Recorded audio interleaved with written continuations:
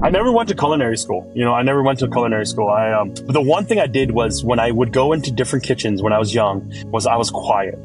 That's the first thing I was quiet and I listened and I observed, and I just, showed up every day. What is up, everybody? I am so excited to introduce to you our special guest for today. Yia Vang is on the podcast, and Yia is one of my favorite people in the world. He's also one of the most ubiquitous people in the world, which means you're going to find him freaking everywhere. I turn on the TV and Yia's there. He's got his show Feral. I turn on Netflix and Yia's there on Top Chef. My wife gets Bon Appetit, a food magazine, delivered to her. And who's on the cover of Bon Appetit? It's Yia Vang. You go into the Twin Cities and it's like no matter where you go, Yia is there.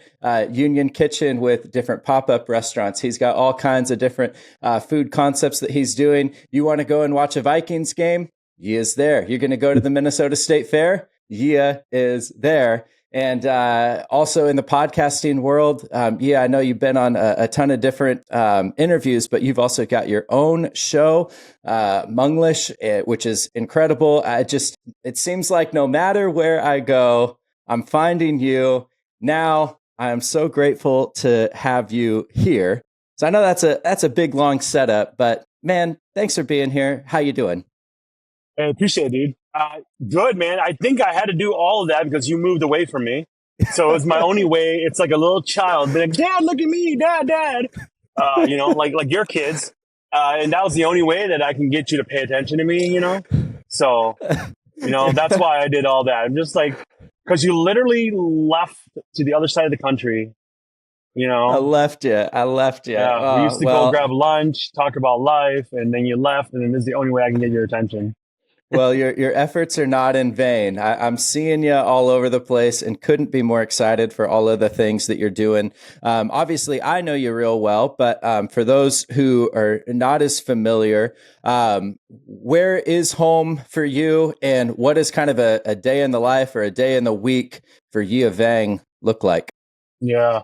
So home is Minneapolis, Minnesota. I'm in the Northeast neighborhood.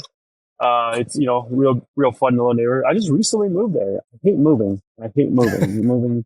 It's not like you picked up and went across the country or something. Like stuff like that. Remember that, Nick, when you did that? Oh yeah, very familiar with it. Yeah, and then day in the life, man, dude. Honestly, every day is different.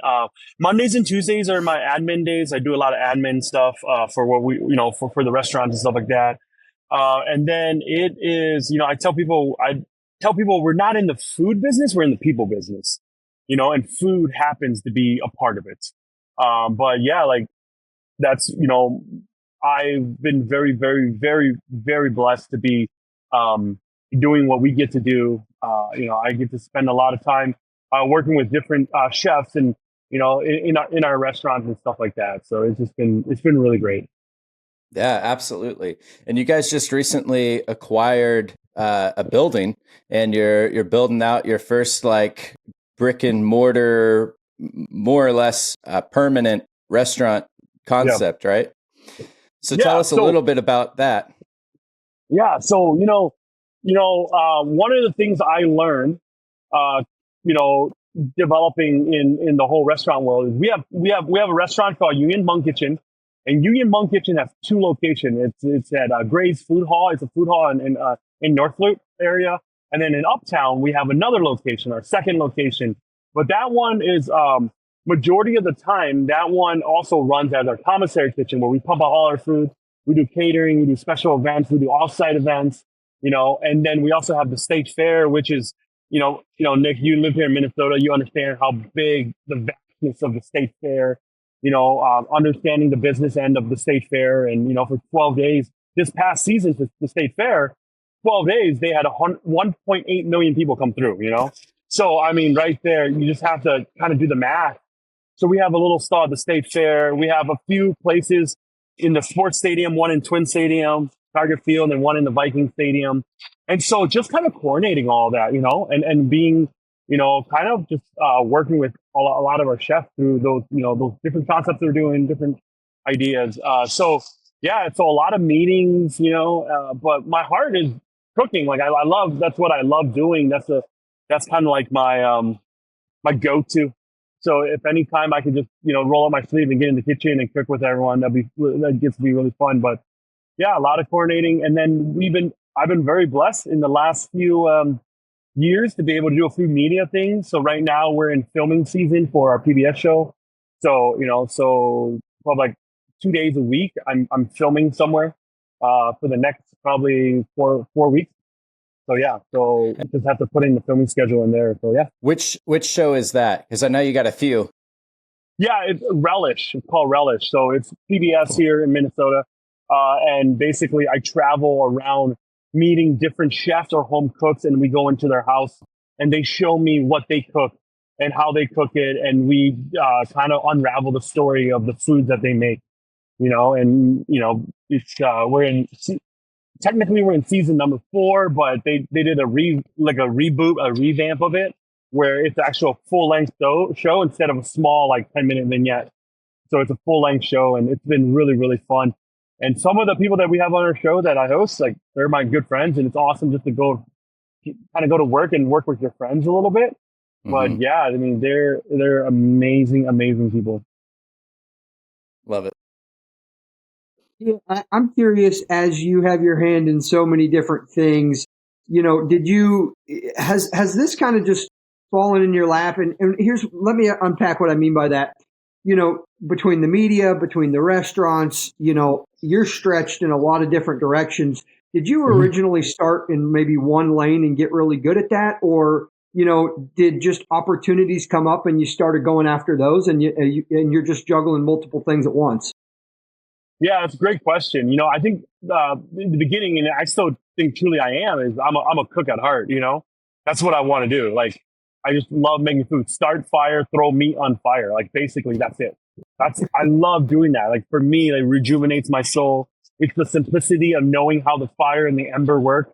Watching the crisp in the grill, of the meats that are on there, the vegetables that you put on there. Learning how to be like, hey, how do I raise the grate, put the grate down, like learning how to just use fire as a very elemental way of cooking. I mean, like at the end of the day, like that's what I love. That's what I love doing, but then as a part of that too is cooking from who you are. And we always talk about that in the restaurant, is cook from who you are. And I'm a Hmong kid, so as a Hmong kid, like I cook Hmong food, and because it's the food of, my people, it's the food of my parents, the food of my heart, but like the Hmong people, not a lot of people know. So there's an educational process to it, because if it's like, hey man, we got a burger joint, we got a pizza joint, we got a pasta joint, you don't have to sell that to people, that's like, it's like, yeah, we get that. We get a pasta, pizza. But when you say Hmong food, there's such a long line of history behind it, and so I'm learning a lot of, what that means. Yeah. Let's talk a bit more about that. I love that the food of my people, the food of my parents, the food of my heart. And so maybe let's get into your backstory and just talk about growing up, talk about the influence of your parents, and talk about what food means to you in the context of how you were raised and your family's story. Yeah, so, the Hmong people are an indigenous tribal people from the mountains of Laos, in northern Laos. And so back in the day during the Vietnam War, what happened was Laos, became a very crucial part of, like kind of that back in like that, that 60s, time where it's like, hey, fight against the communists. There was kind of that idea, of communism, and how do we fight against communism and stuff like that. And so what happened was the Hmong people, there was this war that happened in northern Laos, and they called it the Secret War. And what happened was the CIA and the U.S. government came to the mountains of Laos and said, "Hey, we need paramilitary troops. We need fighters to come up here and fight for us." And they found these group of people up in the mountains called the Hmong people, because the Hmong people, they're not Laotian, they're not Thai, they're not Vietnamese. We're just a people group that live up there. It was from the migration from southern China to where it is in northern Laos there. And so there was a handshake deal that was made. No matter what, win, lose, or draw, a lot of like the U.S. said, hey, you guys can come and be citizens of our country if you fight for us. And so my dad at age 12, along with his brothers, they all joined the fight. Wow. So my dad and cousins, and if you could hold a gun, point a gun and shoot, they took you. You became soldiers. And so my father from age 12 to like 31, like he fought. That's what he did. And so eventually, after the U.S. lost and they pulled out, the U.S. government pulled out and said, look, like we don't know what we can do for you guys, so you guys have to fend for yourselves. So the Hmong people had to escape Laos. So it was this long journey of escape. There was about 300,000 Hmong people that lived in the mountains of Laos at that time, and about 60,000 of them were genocide by the Northern Communist Party who came through after the U.S. pulled out. So when they lost support from the U.S., the Petai Lao, or they called the Red Lao, group came through and genocide our people. Wow. And so we ended up in this refugee camp. So in 1977, my mom and dad, they met in this refugee camp. They escaped separately. They met in that refugee camp in Thailand. And in 1978, they got married. And in 1988, we left. And that camp was called Vinai, which is the name of the new restaurant we're building. So awesome. Mom always said that Vinai is not where our family ended, but it's actually where our family started. That's where our story started. My mom, Vinai, I tell people that this restaurant in Vinai, there's like, if you want to talk concept, I don't know how to explain concept, but the best way to explain it is it's a love letter to my mom and dad. It is the combination of a life that they lived for us unconditionally. And how do I express that of my love and my appreciation and my humbleness of their love is everything that they've taught me. I want to channel it through this restaurant. So it's a love letter from me to them. And yeah, so that's what we've been kind of focused on. I started cooking in a little golf course, when they have those kitchens at the golf course where it's like they have like banquet dinners in there. So I started cooking there. I never wanted to be a cook. I hated cooking. I hated restaurant work, but it was just what I'm good at, and I tell people that it's kind of like when you it's like when you start dating this girl in high school and you start you get you're like, oh my gosh, I think we're in love. And then halfway through, you're like, I don't know. We're so many different people after you go to college, and then you're back and forth. And then, you see her again after you're done with college and you worked a few years and you come back home for Christmas and you see her down at the downtown, ice skating area. And you're like, what? It's like a Hallmark movie. And then you start, you started everything back up again. And suddenly it's just like, oh, we're so different now, but it's like, but maybe we're in love. And that's how it was me in restaurant world, and then eventually I was like, I think I love you. And here's a ring, put a ring on it. And I'm about almost 20 years into it, starting from the first time I worked in a kitchen, and I feel old saying that. But yeah. And then, through it all, just learning about what I love and what I'm passionate about, especially when it comes to all of that stuff, What did you do for training in terms of just, getting your skill in the kitchen? Was it all just stuff that you learned growing up, or did you actually get some culinary training? What are some of the things that helped? I never went to culinary school. I never went to culinary school. I joked with all my buddies who went to culinary school. I was just like, we had the school of hard knocks, man. You just go out there and you pump it through. And but the one thing I did was when I would go into different kitchens when I was young was I was quiet. That's the first thing I was quiet, and I listened and I observed, and I just, showed up every day. It was one of those things too that I realized, in college, I had a mentor in college, and he always talked about, this idea of being FAT, FAT, right? Faithful, available, teachable. And that's what he taught me to do. He's just like, hey man, wherever you are in life, just be faithful, available, and teachable. So be faithful, show up when you need, when you're supposed to show up, be available, be open-minded, be available to just say, hey, I'll take this on. And teachable, just learn from it, learn from everything, just absorb, be a sponge. And that's what I did. And so when I first started, it wasn't like I made Hmong. I didn't want to do Hmong food. It was weird. It's like, Asian food. No, I worked in an Italian restaurant. I worked in a Tex-Mex restaurant. I worked in a I worked in like a French restaurant. I worked in a barbecue place. I also worked in we did like Middle Eastern food, and I learned a lot about that stuff. But when I started learning about all these food groups, I saw this connection that food isn't like about one thing, but food is actually about connection. It's about finding that connection between all the food, because I believe that food is a universal language we can use to speak to each other. You know, that we don't have to actually know exactly the same kind of food, but we can just, what we can do is we can teach each other through our food, you know? And so, yeah, so once I started realizing that, it started making sense to me. And that's where I would, every time, I try new foods, or every time I go to a place where I just really am just enamored by the food, I just go, what's the connection? What's the link? What is this language that we're using here? You know? On your journey, did it take you a while to realize that? And maybe a two-part question to that is, you know, you talk about showing up, being there when you don't want to be there. And you were going back and forth between, hey, is this what I want my life to look like? Do I want to jump into this? What made you jump in? Were you showing up when you didn't want to? And what kept you going through that? Because I think a lot of our listeners, and I think a lot of people are, you know, we talk about, you know, when you start, especially in entrepreneurship, there's the excitement and you're worked up and you're pumped about this new adventure and opportunity. And then the wall hits you and you're like, oh, this is a lot more work than I thought it was going to be. So for you, it sounds like you were still showing up and you were still grinding and being faithful, even though you weren't sure that this was going to be the thing. So what kind of changed for you? Yeah, I think that first of all, like, I think the first thing I think about is this idea of like, I was too dumb to quit. Like, I was just too dumb. I didn't know, like, I didn't think about stuff like that. Like, oh, I can quit. I didn't think quitting was an option. Yeah, when we first started our pop-up, I mean, Nick, you were here for it. You know, when we first started our pop-up, I had no idea what we were doing.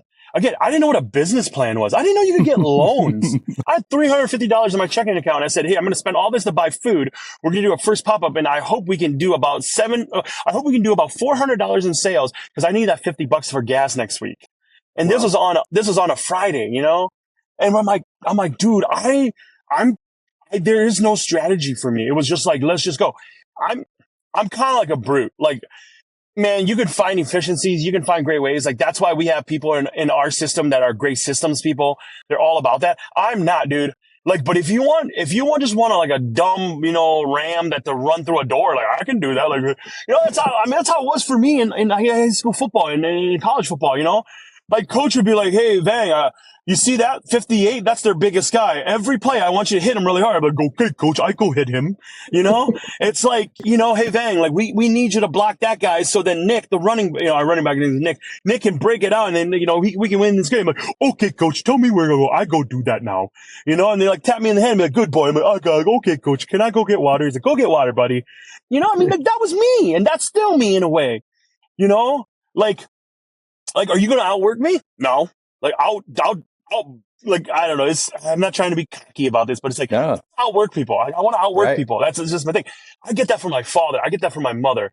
You know, my mom and her group of church ladies, like 6 of them, they made 23,000 dumplings, gala they're dumplings, 23,000. I'm not talking little guys. I'm talking the guys like bigger than your fist for the Minnesota State Fair. We sold 23,000 of them.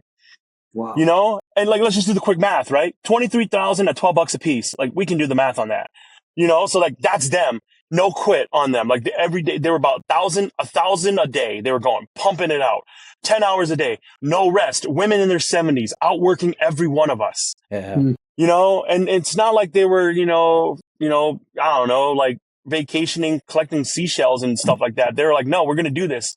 And when I told them that the number was going to be closer to 23,000, mom didn't blink. She's like, yeah, we'll do it. Don't worry. We got you. Wow. You know? And so it's like, dang, dude, like, when you know where you come from, when you know who are the people that are behind you, you're unstoppable. I look at my mom and dad, dude, and my dad at 70 something, retired war hero, doesn't really talk about the war much, doesn't talk about the fact that he's a hero. I hear from other men about what he did in the war. I hear from other men who are proud, that they would say, you should be proud to be his son because this is how he saved me. Dude, when you know where, like, that same blood, that pumps through their hearts and their vein is the same blood that's inside of me. You know who you are. You know where you come from. Man, like you're unstoppable. That's the biggest thing, because I don't believe in this. And this sounds really bad, but I don't believe in this, like believe in yourself. I've seen myself at my lowest. Dude, to be honest, like you guys know, like we've seen ourselves when we want to quit. We've quit on ourselves. But when you live for something and someone beyond you, bigger than you, like, dude, you're unstoppable, man. Like, mom will be around our kitchen and she's like pumping her. My mom and my aunt, they'll be doing different things. They're just like, you know, doing little projects. My parents have a 10-acre farm. They call it a garden, but it's a farm.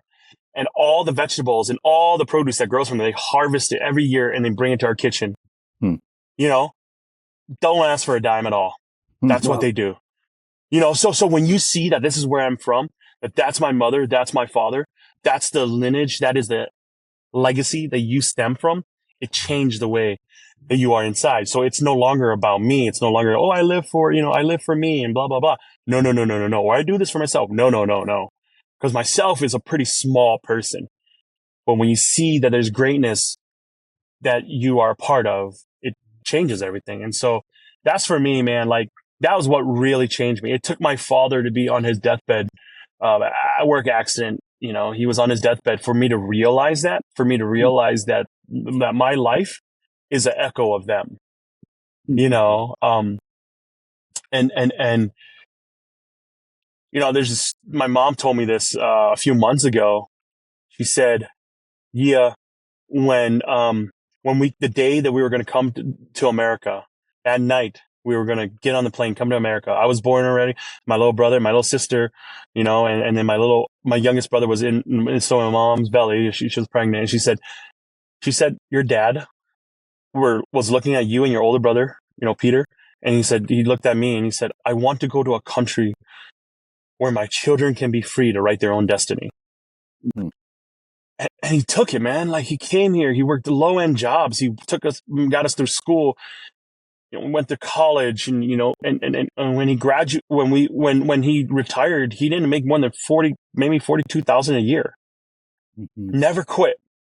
Every day hustled, he grind, he never quit, and he was still a great dad too. It wasn't like he worked all the time. No, he spent time with us, you know, and that's where I come from. You know, everything that's good about me comes from him. You know, my personality, who I am, I get that from him, you know? And so when I realize that, and I see that some of my heart is mom and some of my heart is dad, yeah, man, like days where you don't want to get up, you're like, dude, come on, why can't today be easier? It's like, it's not supposed to be easier, but get up, you know? Yeah. I mean, the thing is too, it's just like, you know, my mom, she would call and we talk about stuff or whatever and get updates, and they don't live that far from here. For me, they live like 25 minutes, 30 minutes from me. And if we don't get to see each other at the kitchen, she'll just, you know, call. And after we're done, she'll be like, can I just pray for you? And just to know that, like, there's a mother out there ferociously praying for you constantly in everything you do. Again, man, it changes the way you look at life because it's no longer yours, you know? I really love that. And that obviously, like, it brings together, adds a lot of depth to what you were saying about Vinai, the restaurant you're in the process of opening up right now, and that being a love letter to mom and dad, given everything that they've done. And having that story so deeply ingrained in who you are, of everything that your parents went through, your dad at 12 years old, going to war and fighting, like just having that kind of perspective. I imagine that does help a ton when the days are hard, when the work sucks, when it feels like you're not making any progress, to be able to step back and realize, like, hey, I come from a story of people overcoming really hard, really challenging things. So, you know, let's keep grinding. Let's keep going. The restaurant industry is particularly difficult as an entrepreneur. At least that's what I've heard. I'm not a restaurateur. It's horrible. It's a dumb idea. Don't ever get into it. You know, when I see people go, hey, Yeah, people are like, I want to have a restaurant. I want to start a food truck. I'm like, nope. Work your corporate job, dude. Do not go to restaurants, please. Support local. Yes, go to restaurants, but do not do this. And as a banker, I second that. Oh, bro, I've talked to many of your people, to get funding. Yes, you guys have great hearts, but when I show you the pro forma, you're like, yeah, about that. Yeah. So you pat me on the head. Yeah, I get a pat on the head and goes, oh, little buddy.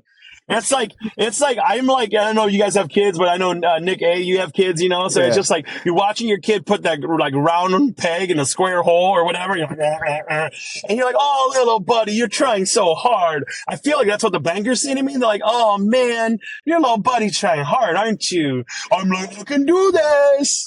It's got to be so weird, though, man, because you probably walk into some of those meetings and the banker's like, hey, I saw you on Netflix and Top Chef. That was so cool. Yeah. And then, so you got like this great reputation and you're all over the place. But then when you actually start to dive into, and it's not particular to you, it's just the restaurant industry. It's incredibly difficult. Risk assessment. Yes.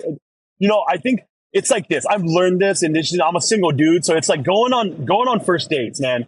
That's all it is. We're going on first dates. I walk in, hey, like chit-chatting about life, like, oh, what do you do? Blah, blah, blah. And, and they're like, oh, I saw you on this. You're like, oh, ha, ha, ha, and you connect, And then after you're done, you're like, I don't know if I'm going to get a call back right now, It's literally going on first dates. That's what I've learned with, working with bankers and going to different banks for loans or SBA loans or anything. It's like, literally, that's what it is. It's like, man, my heart's been hurt so many times. It's just numb to this stuff. It's just, it's just like eventually someone's going to bite, right? Eventually there's got to be a bank out there that's going to bite, but yeah, I've been through a lot of those bank meetings, man. And, I get it. I do get it. I don't know if it's going on dates or a bank meeting when I start saying, just take a chance on me. Just take a chance on me. I'm not sure which one it was because first dates and bank meetings are all kind of the same these days to me, So I'm like, did I say that to a girl or she was the banker guy in Northeast? I wasn't sure. Just take a chance on me. Why won't you? Tinder needs to create a spinoff for entrepreneurs, where you can create your profile and just hope for the right banker that's going to swipe right on you. Dude. Yes, all the dating apps. There should be like a small business dating app, loan app, where dude, that's what it is. The bankers would go in and they're like swipe. Ooh, new idea. Okay, do we match? Yeah, right, exactly. We could call it Nickelback. You guys started calling it Nickelback. We're giving you a call back, so it's a Nickelback. Guys, what are we doing? If we don't start it, somebody in our audience is going to. One of our entrepreneur listeners are gonna. Their lights are flashing right now. Yeah, they're like, wait, I got it. If they brand it Nickelback, though, they owe at least Yia, if not all three of us, royalties, because that's it's your name, right there. Your name, so it's only proper that you guys get a little bit of percentage, A little bit, but that's your intellectual property, man. You came up with that idea. I'll let you guys have it. It's your name, yeah. All right, we'll come up with the agreement after the show. That's good. Yeah. But so I mean, certainly financing is a challenge. You've grown. I mean, you've mentioned me being there at the first pop up that you did. It's funny. Little bit of background. Like I met you when I was attending Bethlehem College and Seminary. You were at Bethlehem, and Bethlehem had hired you to be like the chef, the lunch lady. No. That's not put the word chef there. All right. That was the kitchen coordinator, the downtown campus kitchen coordinator. That's right. And you're a lunch lady. That's what you are. But I would come down after class and pay my $5, and then all of a sudden I was having the freaking best lunch imaginable. I had no idea how the heck you were doing it. And from the very first time that I ate it, I was like, oh yeah, he's not going to be here very long. And then I remember, you were, I mean, the original pop-ups were like a tent that I think a canopy that you'd borrowed and just a grill. Yeah. And then I don't even know, you had like a little basic square processing thing and give people their plate of food. Basically, yeah. I mean, you've grown it a tremendous amount since then and in a relatively short time. I mean, that's been 10 years ish. Something like that. Yeah.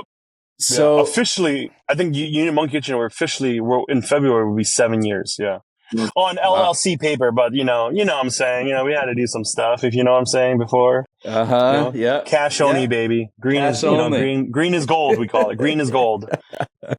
So Yeah, talk to us just kind of about the milestones, yeah. what that was like to go from just like this, it's just you, to actually bringing people in Hmm. on the team, and then to turning this into like a real brand where you've got serious recognition. I mean, I didn't mention it in my long-winded introduction to you, but like, not only have you won a bunch of local and regional awards for top restaurant, top chef, but you've been nominated for the freaking Academy Awards of Chef World with the James Beard stuff. I mean, you've got a huge profile as a chef throughout the United States, and so talk to us. I know you're very like self-deprecating and talking about running through walls and whatnot, but the reality is like you've become a very well-known, very successful chef, and I'm really curious, just as you reflect on the process, what the big milestones were along the way. Yeah, thanks, man. You're too kind, dude.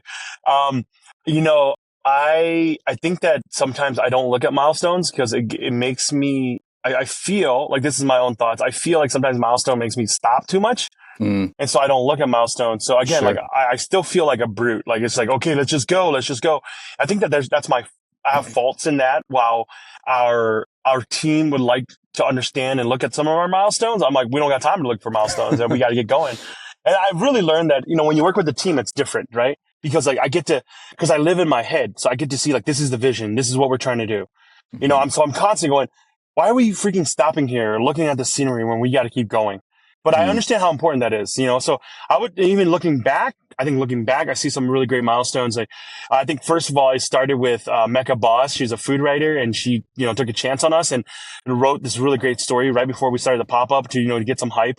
And then from there, I think that we were able to, just start really small, like, instead of going, okay, we're going to find all these investors and we're going to do this, we're going to do this. mm, No, it's like, no, man, we like literally hopped from parking lot to parking lot, did little pop-ups, took whatever we can, glean from the land, it's really, what's that? Matt Damon and what's his name? Ben Affleck movie about Air Jordans. Is it Air? Yeah, yeah, yeah. You know what I'm yeah, talking about? yeah, I And do. they talk, and Nike has their top, like their 10 things. The list and the Nikes. They have like their Yeah. 10 things. And my buddy and I, we actually, in a funny way, but in a serious way, he owns a coffee roasting company. We actually just sometimes we'll text each other some of those, like, some of those points. And one of it is like, be lean, like, like take from the land and be lean. And that was like one of the mentalities we had, growing up doing this was like, it's not like, hey man, I can't do this because I don't have a $400 Vitamix machine. It's like, no, man, like you chop it with knives or whatever, you know what I'm saying? So Hmm. we always said that every time we went to a kitchen to take over, we look at that kitchen and we're like, okay, what do they have here? And how do we create a menu around it? It wasn't that we created a menu and said, this is the menu we're going to do. We had to be able to shoot from the hips, I talk about this idea of running and gunning, like, I love football, grew up playing football, but I love it when you watch the quarterback roll out, and he either has, the bootleg, and then he has the fake handoff where it's like, okay, but if the run is open, he lets the ball go. So he has the option there. He knows his one receiver, his two receiver, and his check down receivers. He knows who those are, but that your quarterback's good enough too, because if you drop your corners to cover the receivers, now you open a gap, and then, as a quarterback, you can run. So I've always wanted to tell our guys, like our chefs, like, we got to be able to run and gun. That's our Hmm. game, and we're going to be freaking good at it. And so sometimes it's like, hey, we're out here doing a farm dinner, and you know what? We're out here doing a farm dinner and there's no water. Okay, let's go. Let's make sure that we bring like buckets of water out there. Oh, we're out here doing farm dinner, and the only thing we have for element of fire is this grill. Okay, make sure that we have everything prepped so then that grill is hot and we get going and we just hot off the grill right there. And it's just sometimes you janky things together. Things break down. And so one of the milestone I thought about was like our ability to do that really well. You know, I was, and just to understand that that's who we are. Like we lean into our strengths. You know, are we going to be that restaurant that has the beautiful plating and has all the bougie little flowers on there and people are going to be like, oh my gosh, this is a Michelin star place? Like, probably not. And I'm okay. We're okay with that. You know, are we going to be a restaurant that's going to have like the most incredible service ever? We're going to try our best, you know, but sometimes when you hire people who don't know anything that you're teaching and you're training, it's not going to be perfect right away, you know? I think, and then another milestone, I think for us, is the media stuff. Like when that started, you know, kind of going, it was very good. It really helped promote the restaurant. It helped, you know, we were able to tell our stories a little more. But yeah, I mean, and then, yeah, I think like the stuff with like some of the awards here being named, whatever, and, you know, and stuff like that, that's been really great. And to look back, and I always talk about how it isn't my award, but it is ours, it is theirs, it is the team that's here. You know, so yeah. I think that Nick, I love the answer there. I think Nick's gonna make you go back to some of the media stuff. I know he's got some questions around that, which is awesome. But I want to camp just for a minute here. You know, one of the things you talked about is, you know, the roll and gun. And I think another way to say that is just being agile and flexible. And it's interesting you bring that up again from a banker's perspective, living through what we've lived in the last couple of years with economic things, shutdowns, all of that stuff. I've gotten an opportunity to sit in front of so many different business owners, and the ones that have that agility, flexibility, willingness to pivot at a moment's notice, those are that's the businesses that thrive and continue. But two, I think it's the ones that have the greatest opportunity because they're willing to not stick with the same old thing they've always done. So I think one that's really important to point out, but I'm also curious in that, you know, you've just kind of talked about the milestones. You've talked about the journey here, and there's the chef side, there's the cooking side, but also, I mean, you've got a journey here in business ownership. You know, you said when you got started, you didn't know you could get loans. You didn't know, you know, what a business plan was. What are some of the other things that you've had to learn on the business side? What are some of maybe the other growing things that have really helped expand this business? Yeah, you have to wear a lot of different hats. You know, so I'm in, like, for example, with the build out we're doing, I'm in architect meetings, you know, with our architects. You know, I am in real estate meetings because we were very blessed. The developer said, hey, if you can come in with X amount, we're going to give you X amount % of the real estate. So like we had to I raised the funds, saved all my pennies. And now I partly own that building too, you know, and I never thought that I would buy a restaurant building before I would buy a house. Like you know what I'm saying? Like, you know, my little nephew was like, Uncle, yeah, where's your house? Do you have a house? And I'm like, no, because I bought a restaurant, bro. You know, and so literally, like, that's like one of the things that kind of blows me away. But I had to learn about real estate. You have to learn about zoning laws. You have to learn about, taxes. I got to learn about K1 tax. I'm like, isn't that like a mixed martial art, like fighting arena? K1, you know? And I'm like, oh, you got to do K1 taxes or whatever. I'm like, what? Like, is our tax lawyer just making stuff up? Because I can do that too, you know? I need A1's, you know, steak sauce. Like, I can do the A1 tax. I don't know. Like, you know, I can do that too, you know? I think I'd prefer the K1 mixed martial arts over the K1 taxes. You know? Yeah. Like, you know what I'm saying? Like, you have to learn all these things. I think that people think that I just live this life where it's like Chef's Table, you know, the show on Netflix, where it's this beautiful slow-mowing, dripping stuff, and we're like flour in the air, and yeah, bling. It's not like that at all, man. Like, it's not like that at all. Like, you wear a lot of different hats. I even think that our chefs understanding, like, oh, why isn't Yia here every day cooking with us? You know, like, what does that mean to be able to clearly talk to them about the vision, mission, values, and goals of the company and saying, these are the roles that we're all playing. You know, and so those are all these things that nobody ever teaches you, and you just have to find out. And sometimes it's a hard lesson. And we're going through some of that right now, you know, as we're evolving. You have to evolve. I mean, both of you guys understand, like, business, you have to evolve.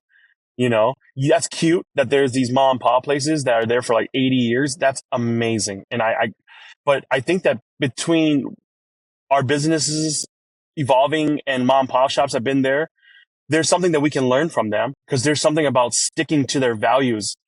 Yeah. And like we want to stick to our values, but if it means that we're making our toasted rice flour in a pestle and mortar or in a Vitamix, it doesn't matter to me, because the truth of the matter is the Vitamix cuts us on labor time. Pestle and mortar, it's like 10 times the labor time. Somebody just, pestle and mortar, to make the toasted rice flour. But if you put it in a Vitamix, you do it in 30 seconds. That's great. We want that efficiency. But why are we using that toasted rice flour? What does it go on? What does it mean that when I eat that toasted rice flour, it takes me back to my father making his his duck lob for us, that we grew up as kids, that we knew that you only ate that in special events, special moments. And as the hands of my father would make that for us, that we run that in our kitchen because it is an homage and an honor to him. That's the tradition. That is the values that we keep. But do we use a pestle mortar by hand or do we use a Vitamix? Of course we use a Vitamix. Yeah. You know what I'm saying? That's the progression. That's what I'm talking about. I don't lose any of that value of the story of where it comes from if I use a mortar and pestle or if I use a Vitamix. Yeah. I don't lose any of that. Some people say I might, some people, whatever. Great. That's awesome. You can home cook that and use a mortar and pestle. You can home cook and do that. That's awesome. But we have labor costs to think about. Mm-hmm. Or example, it's like when we get Brussels, we go through so much Brussels. Do we get whole Brussels and have our people just cut them in half? Or do we get Brussels already cut? You do the math. We do the math on that. What's it going to cost for one of our person to cut it? And what's it going to, for one of our prep cooks to cut it? And what's it going to cost for us to buy it cut? If it's about equal, it's like, okay, well, we can have then our prep person do something else. And we go through about, 150 pounds a week. Mm-hmm. Of course, this is a no-brainer. So you have to be, because at the end of the day, how do I tell the story and the legacy of my mom and dad if I have no restaurant? Right. You can't. Right. That is why, because people will look at us and be like, oh, you guys just, bastardizing our food and blah, blah, blah. Like, that's what I've been told. And I'm like, no, we're using efficiency so that we can keep the story moving forward. Yeah. That's so good. I mean, there's quite a bit in there. My mind goes to questions about just hiring. And I know from knowing your story, you've done an amazing job of hiring people that have really no experience in the restaurant and food industry, giving them an opportunity, giving them a shot, training them up.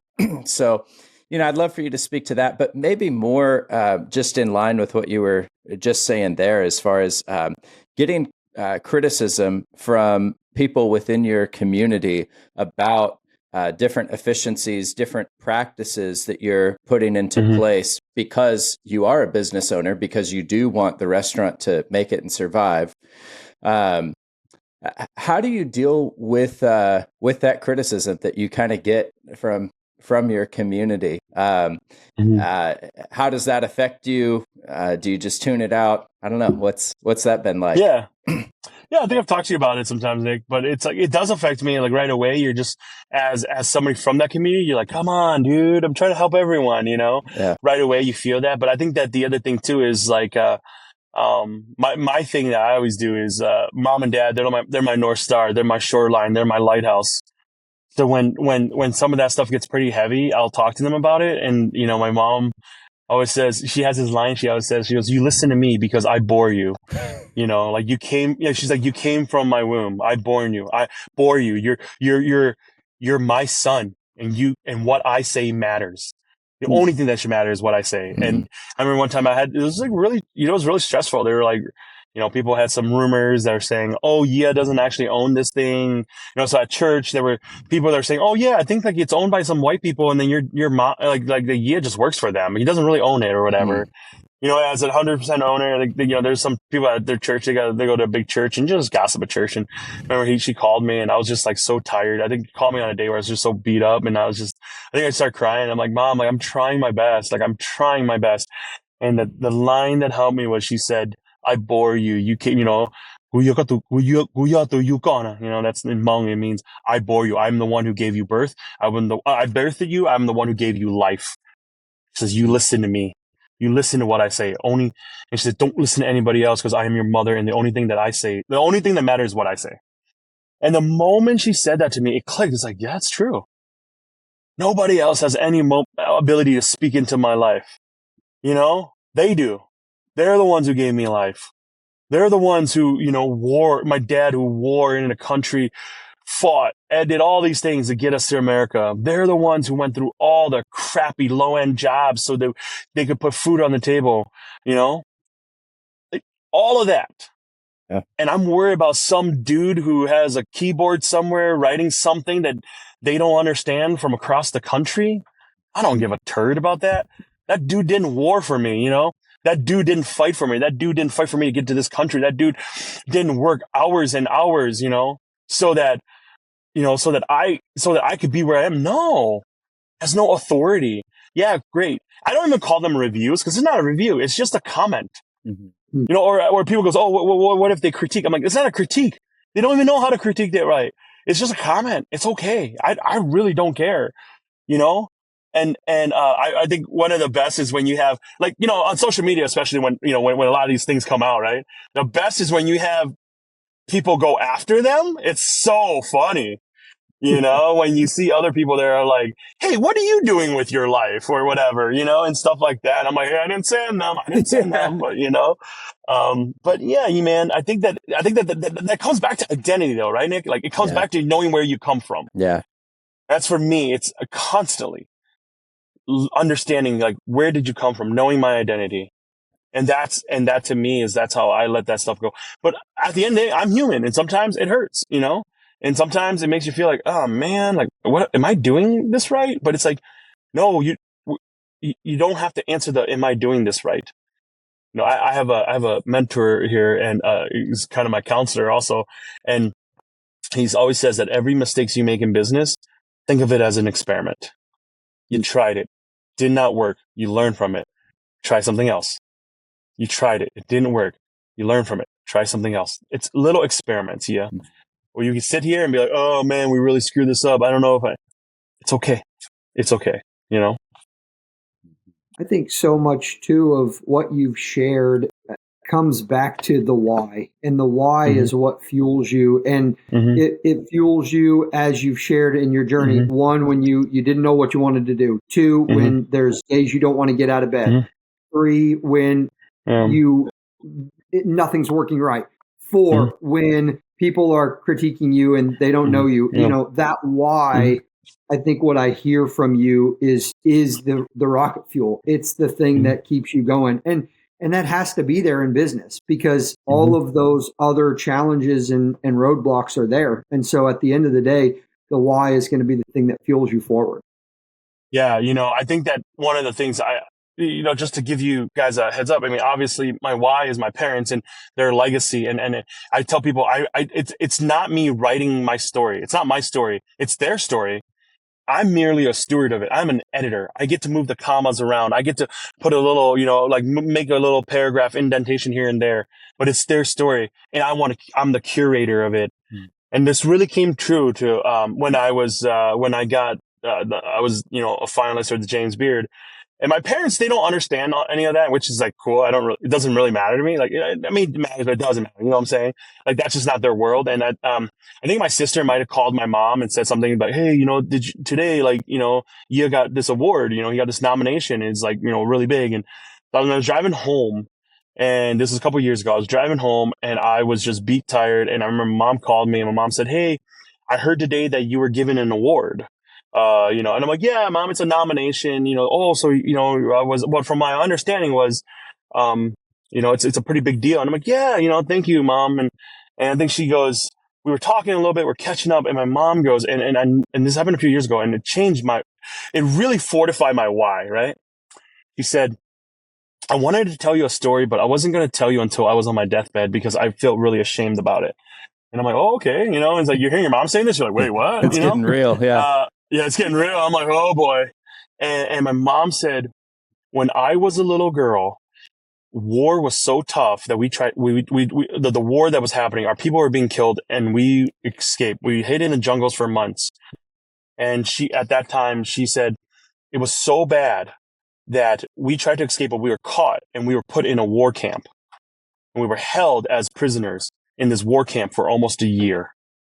While we were there, the people that guarded us was so mean, and they're so bad. They're so mean to us. People in that camp were dying. Children didn't have food. People, and every day there would be soldiers that would come by and say, "Hey, give up. Join the Communist Party. Your husbands are dead. Your fathers are dead. Your sons are gone. You, as a woman, you just need to marry one of the communist soldiers and become us." And they said that they were just given nothing. And she said it was so bad that every morning, she goes, "Honey, every morning I woke up and I prayed to God that he would let me die as an act of mercy, as a way of saying, like, to not live this suffering anymore." And she said, every morning, that's what I would say: "God, could as an act of mercy, could this be the day I die today? Let me die." And she said, one morning I woke up and I had that prayer and I said, "Could this be the day?" And Mom said, I wanted to die that day. It was so, so bad. And she said that there was a voice inside of her heart, and that voice said, "I'm not going to let you die because you have children that you don't know yet, children that you haven't had yet. And these children, they're going to change the world. So I'm going to need you to be stronger, and I'm going to need you to keep going, because one day they're going to change the world." And she said, today, when I heard that you were named one of the best chefs in the country, I knew why God let me live to this moment, to see his promise, to see this promise fulfilled. And my mom says this to me, and she's crying, and I'm crying, and it hits me. Why? This is my why. Why is it my why? Because it came at a price. All of this came at a price. She chose to take suffering. She says, "I'm not going to get out of this with death, but I choose to suffer." And then almost 40 years later, she finally gets to see a glimpse of that. She waited almost 40 years for that. So I don't want to wake up at 7 a.m. because I have a budget meeting that I'm going to that I'm really nervous about, that we're over budget. Whatever, dude. Get up. So I don't want to have this hard competitional, conversation with one of our, chefs because, it's a performance issue. Go do it, man. Go do it. Because that is not life and death situation, That is the privilege of working. And so, like, when I say nobody's going to go harder than me in this, I mean it. Because once you hear that, you can't unhear it. Yeah. You guys as, I'm not sure about you, Nick Z, but like you guys as parents, like, it's like, no, like, Mom says, like, you're worth it. Even before I have ever existed. And she just believed in that promise that my children are going to change the world one day. And that's why I have to keep going for her.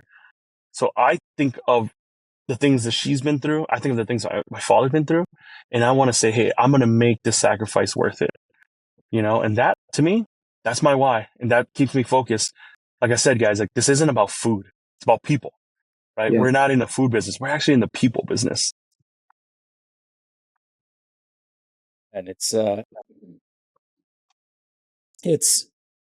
refreshing that it's not all about you. I think that it would be easy to fall into that with all of the opportunities that you've been given.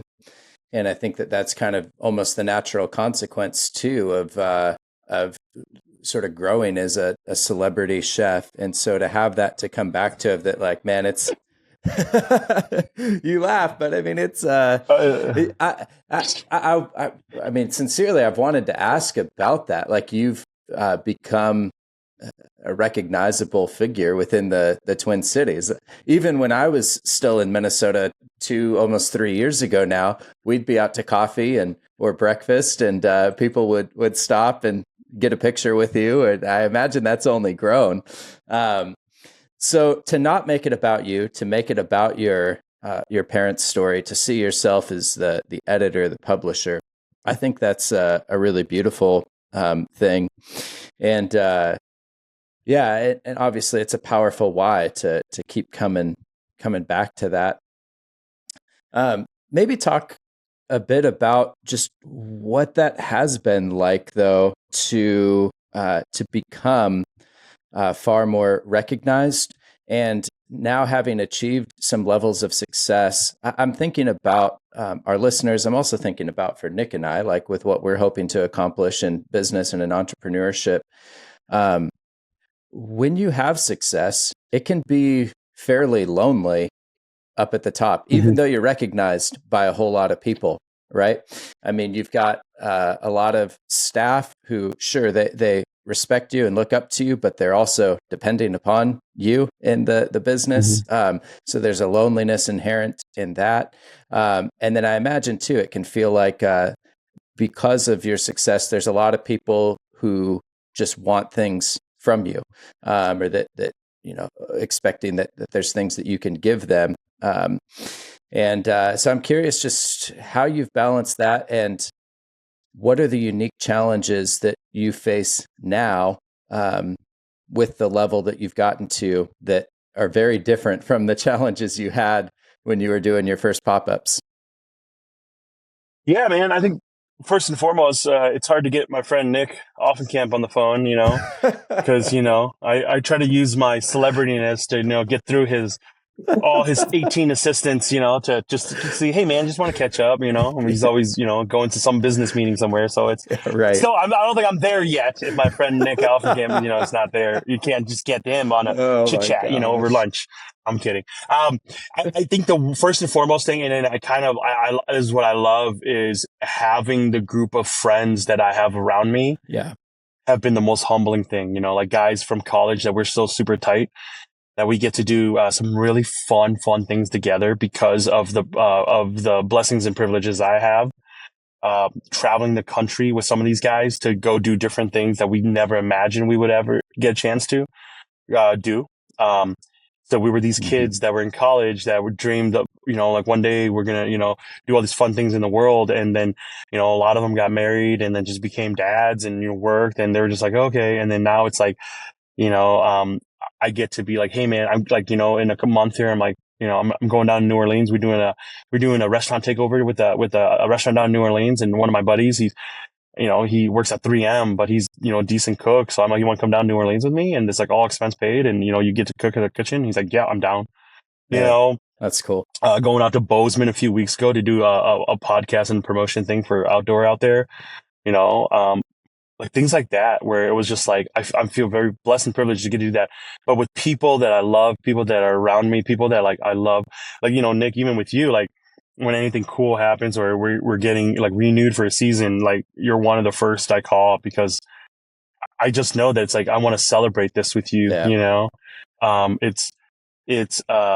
it's usually, one of the things that we do is usually, for me in this way, is I usually, like, there's like knit tight group of friends, family that I tell first, then we'll release it on social media. But it's like, nah, like this is like the next project we're doing. It's like super fun. Like, like for example, I just got done doing this project with HBO, for a documentary, and I never thought, right, that HBO would call up and say, hey, here's this project we want to do for a documentary featuring AAPI people from around the country that are changing the country, and since, we want to do this with you because we just want to hear your story, because we believe that this is one of the stories that we think that is going to change this country through the lens of AAPI, people. And so it's like, I'm in this doc with like the likes of Jeremy Lin, and all these other great, big, and you're like, what? I'm like, cool. I'm just a kid from Wisconsin that likes to cook chicken over fire,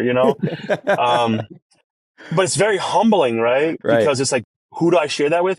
Not the world, but like my closest friends who like did come to those pop-ups outside in Eastside St. Paul in a really janky place, right, Nick? Where you're like, I don't know, like you're like, Hillary, like, lock the windows, make sure you keep the kids tight here, kind of a, like in this little alleyway you guys had to walk through, like that.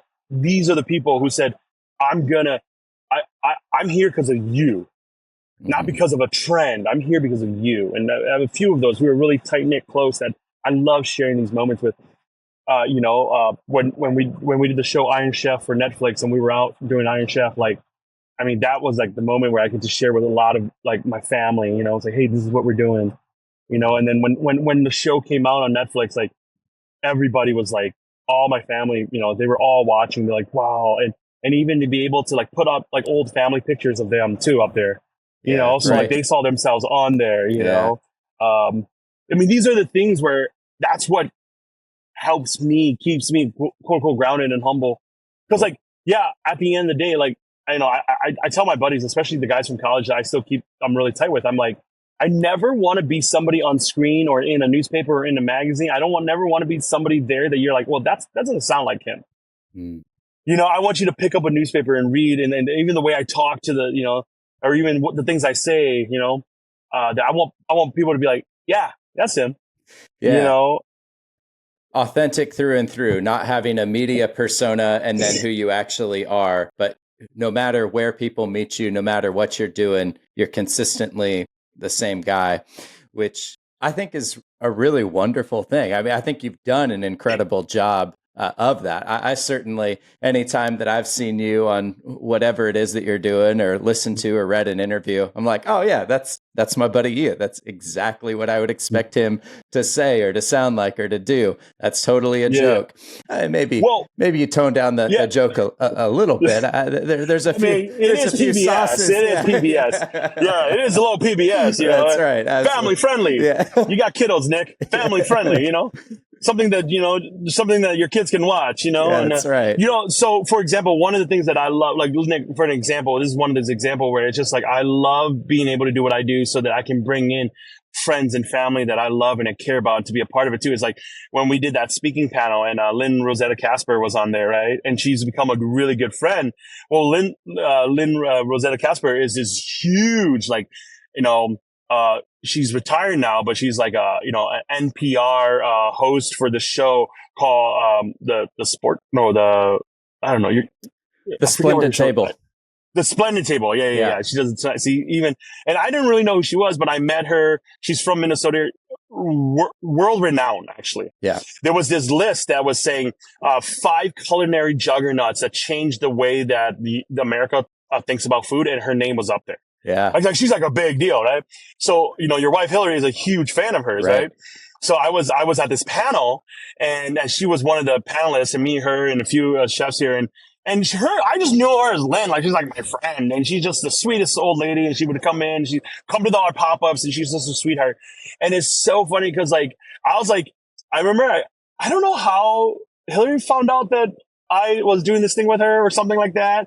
And I remember I called you guys and I'm like, hey, you guys want, like, the tickets were sold out or something. And I'm like, hey man, like I bummed up 2 tickets, dude. Just come on by. Like, don't worry. Like, just you guys come.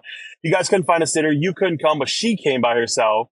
And I texted her and I'm like, hey, when you're done, come down here and meet her. Like, it's totally like cool. Like, she's a sweetheart. Yeah.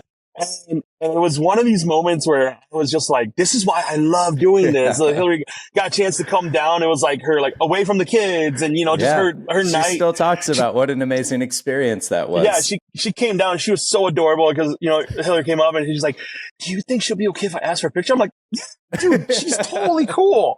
So and she goes, no, but don't do it yet. I feel weird. I'm like, okay, just be cool, man. Just don't be weird, okay? And this is her Taylor Swift moment, right? That's exactly right. And so I looked over to Lynn and I was like, hey Lynn, like, this is my friend Hillary. She's a huge fan. Like, she'd love to meet you.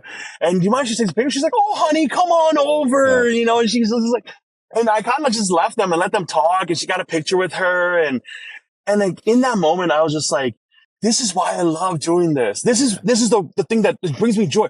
Not because I can hobnob and rub shoulder with quote unquote famous people or whatever. No, that stuff like doesn't really intrigue me. What intrigues me is, and what I love is having my friends and family being able to be a part of it too. Because all of this, you're right, Nick. We can go out there and get all these awards and have like, you know, like get nominated for all these things. But at the end of the day, if I'm just sitting in my hotel room alone, I'm still alone. You know, to me, that doesn't mean anything. You can have the best meal, the best food in the world, but it still doesn't taste as good as eating with somebody else if you're eating alone, you know? And I truly believe that. And it's about community. We are creatures that were created for community.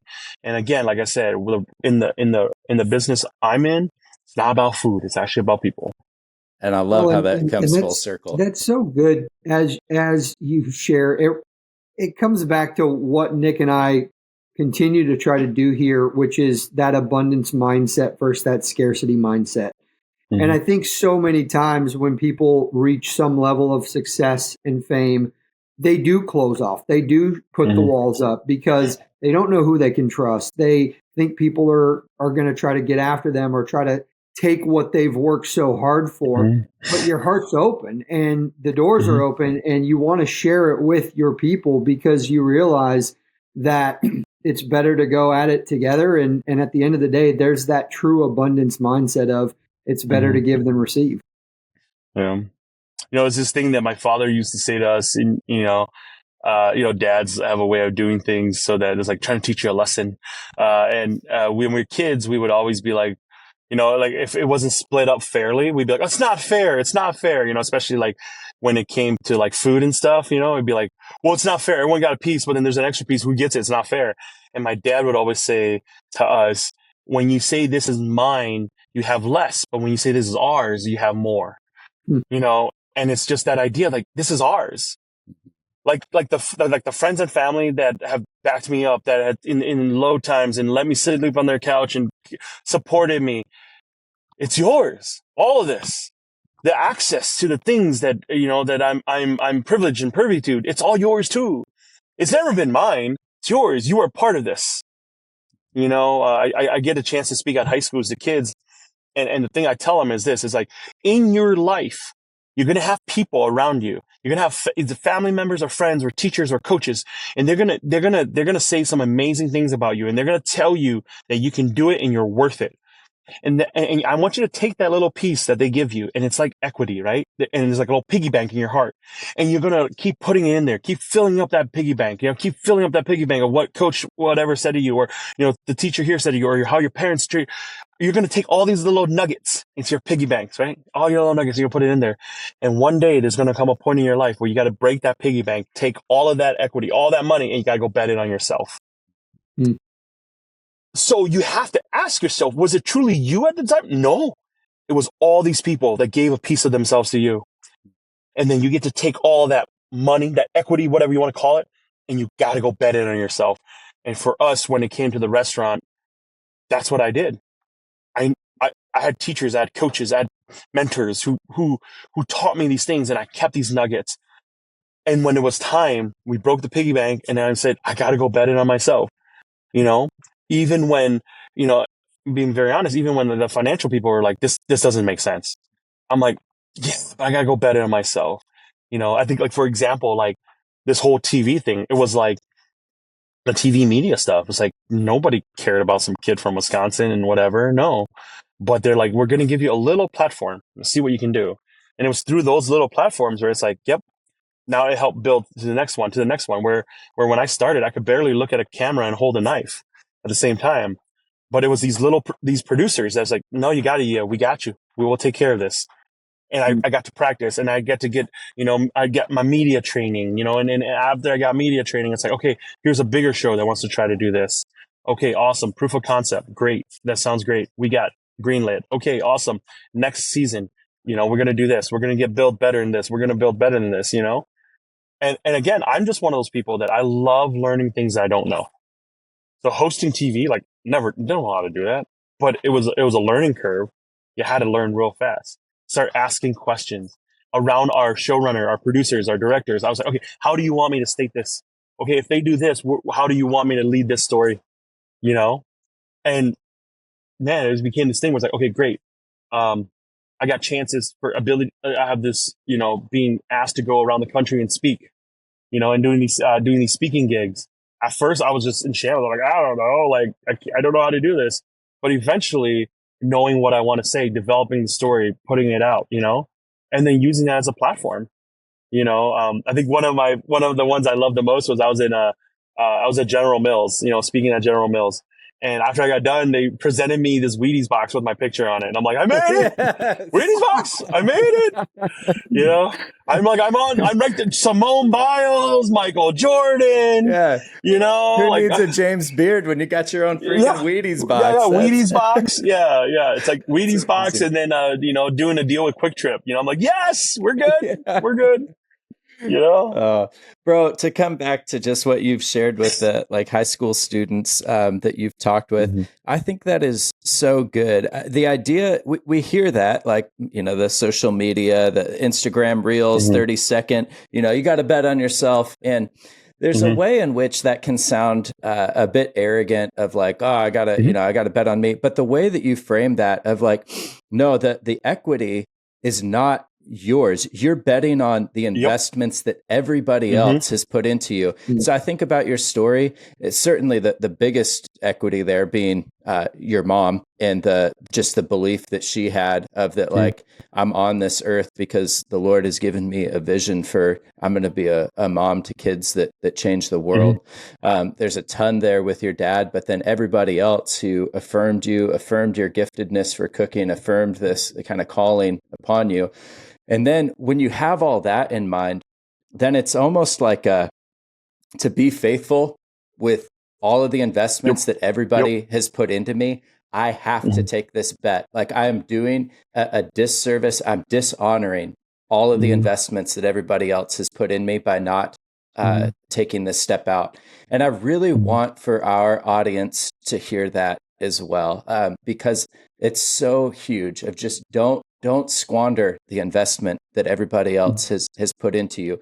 Don't let the fear and the challenges, like, there's going to be hard times, but don't let those things dissuade you from, doing what you have been prepared to do, what everybody has poured into you to ultimately become. So I love what you're doing. Obviously, I've been cheering along for you and Union Hmong Kitchen and Vinai and all of the concepts from day one. I can't wait to see where things continue to go. I'm so glad that you did break open that piggy bank. I'm so glad that you're seeing the bet pay off.